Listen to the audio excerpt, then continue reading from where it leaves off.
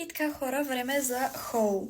Първо ще започна с едни обувки на Nike, които аз много си харесвам.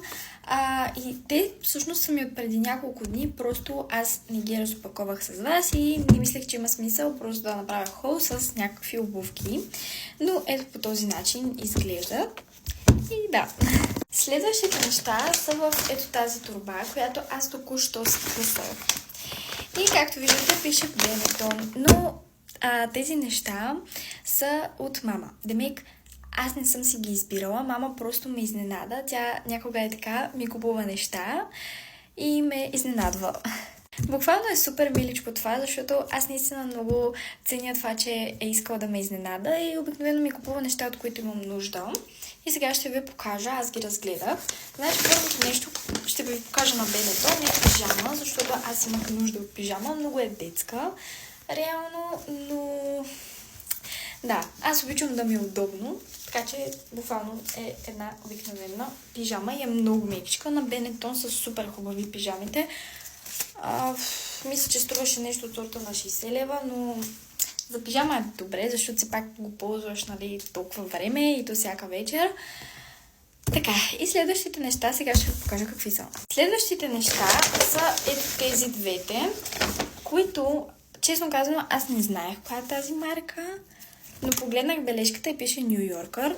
Мале, много ми е зле косата. Аз никога не съм имала дрехи от Ню Йоркър, честно казано. Явно мама е изпробвала да види дрехите от там.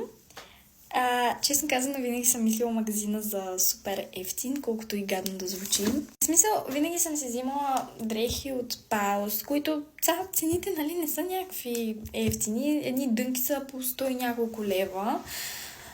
Отделно съм си взимала от Бершка и Страдивариус, които са нормални цени. Честно казано, вече варират между 30, 50, 60 и нагоре. От Зара много рядко се взимам, защото не ми стават нещата, но този път мама явно ми е взела от Ню Йоркър. И да, не се сърдя, защото все пак е жест. И да, но общо взето това е блузата. Аз имах преди такава подобна от Бершка и струва 16 лева. Или 5. Не, 20 лева струва. Това за Ню Йоркър не е ли много скъпо, защото аз винаги съм си мислила, че от Ню Йоркър нещата са по 2 лева. Нещо от сорта, но да, нормална блуза. И ето тази, която всъщност си избрах даже клин, с която да я съчетая на Peach Pump, тъй като аз наистина много се чудих за клина ми на Peach Pump с каква блуза да я съчетая, тъй като е буквално такава материя, точно. И тя е 16 лева.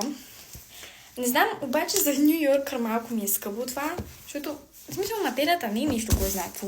Но въпреки това съм и супер благодарна, защото отделила доста време от това да ми купи със свои пари неща. Все пак тя не е длъжна вече, тъй като аз съм, нали, по-голяма. И да, общо взето, както казах, двете блузи, пижамата и обувките. Обувки вече имам повечко, защото няма смисъл да купуваме повече. Сигурно вече имам около 8 чифта, ако не и повече, и няма смисъл. Край. Това са нещата, хора. Надявам се да ви е харесал клипа. И ако искате още видеа с хол и тем подобни неща, понеже казахте, че много ви харесват тези видеа, затова ще опитам да правя по-често. Целувки и до скоро!